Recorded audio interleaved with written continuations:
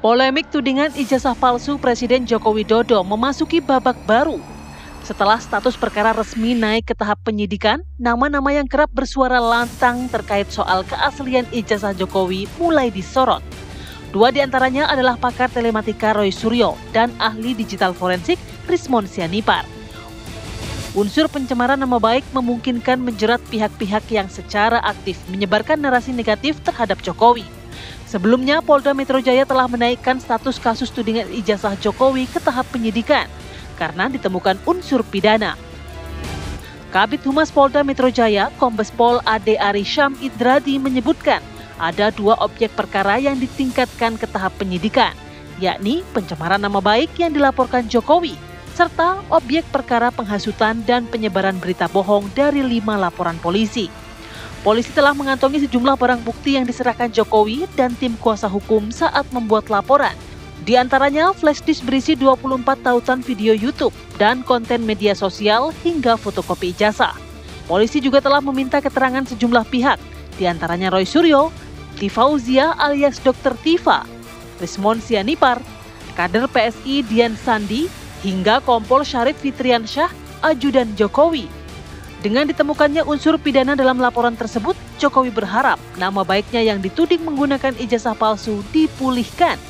Lantas, akankah polisi segera menetapkan tersangka dalam kasus tudingan ijazah palsu Presiden ke-7 RI tersebut?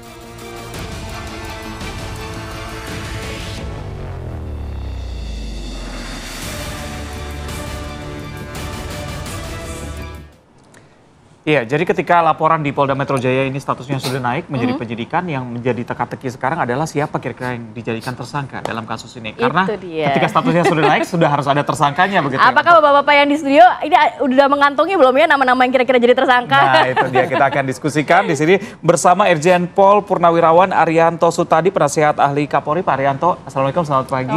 Selamat pagi. Lalu hadir juga bersama kami ada Rifai Kusumanegara, kuasa hukum dari Joko Widodo.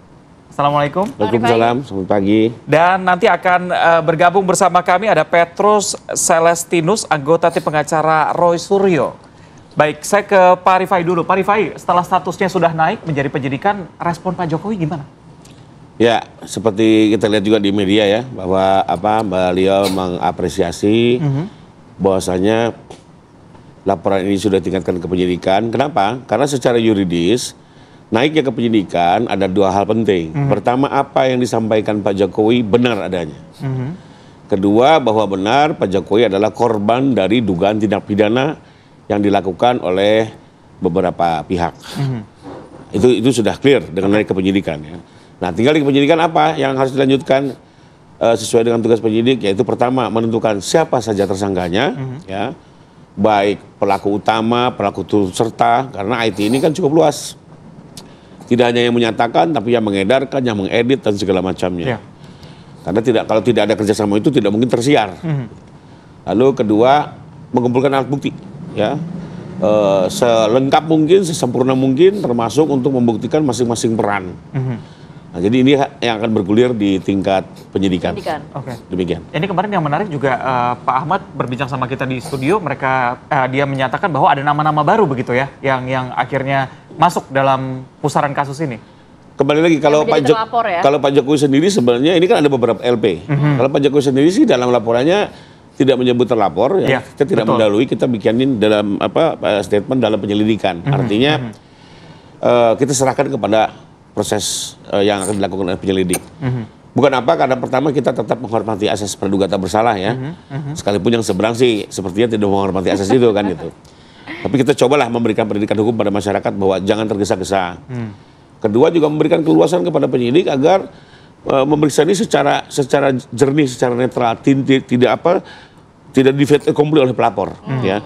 Biar betul-betul bekerjanya natural. Makanya kalau boleh saya bilang ini 3 bulan cukup lama loh, ya, cukup lama. Tapi di satu sisi kami mengapresiasi, artinya teman-teman penyelidik sendiri bekerja hati-hati ya, apalagi menarik perhatian ya.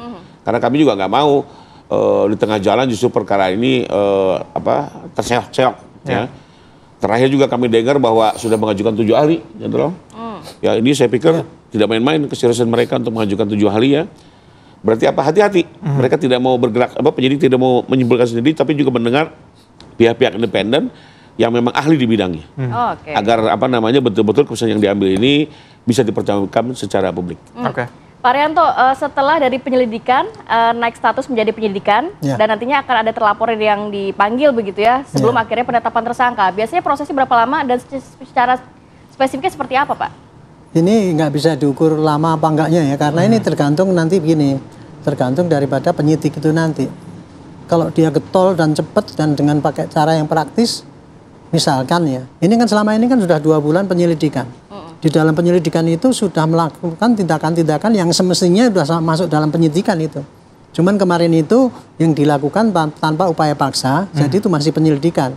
Contohnya memeriksa saksi aja 49 kan. Kemudian memeriksa saksi ahli ada 7. Kemudian barang-barang bukti bahkan sudah sampai pergi mengecek ke Gama, ke TKP itu KKN dan sebagainya. Itu mestinya itu ya dilakukan dalam tahap penyidikan mestinya.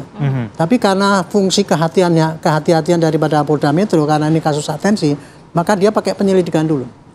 Nah, kemarin barulah dinaikkan menjadi penyidikan. Kan? Nah, kalau penyidikan itu berarti yang kemarin dilakukan itu kan nggak pakai pro justisia, jadi nggak bisa menjadi alat bukti yang kuat untuk di pengadilan. Maka harus diulangi. Pemeriksaan, penyitaan dan sebagainya itu harus diulangi. Nah, tapi kalau Polda Metro bekerja dengan praktis, yang kemarin hasil penyidikan itu kan tinggal di copy paste aja, kemudian kasih kop, kemudian suruh tanda tangan lagi. Nah, itu kan bisa cepat ya. Jadi nanti 49 itu pasti akan diperiksa lagi itu, yang kemarin itu.